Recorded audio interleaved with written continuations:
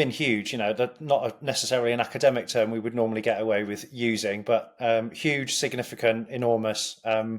You you touched on a few things there with regard to those British owners. Of course, we've got some stakes in various clubs. You could argue that Sir Jim Ratcliffe at Ineos is kind of British with that investment, and there are other people that are involved elsewhere. But it's undoubtedly or rather a global product that has been globally commercialized and therefore attracted lots and lots of new investment through. What we need to remember in that context is, as the game has grown, so too has its cost base. And actually, you get to a position where British people can't afford to buy these clubs now. So you end up in either significant wealth, like the example that you've just given there of Roman Abramovich when he was at Chelsea. But then you can point to the Glazers and the leverage buyout they took at Manchester United back in 2005.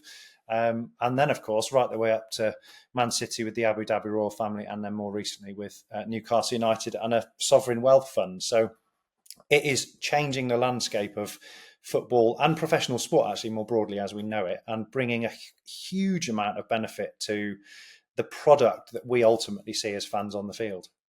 It has become hugely prominent. I'm not going to try and answer this like a politician. I will get to a definitive answer.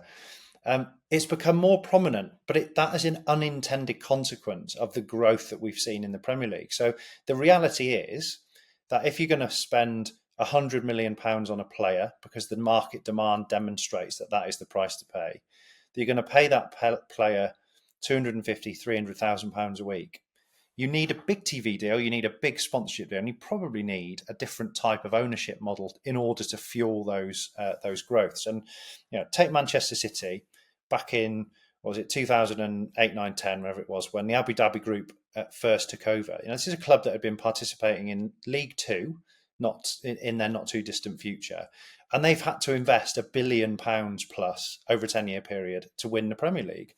There aren't that many business people around in the UK that could afford to put £1 billion plus into a football club to generate that level of sporting competition. So it's an unintended consequence. It has changed the fabric of what we know the game as being.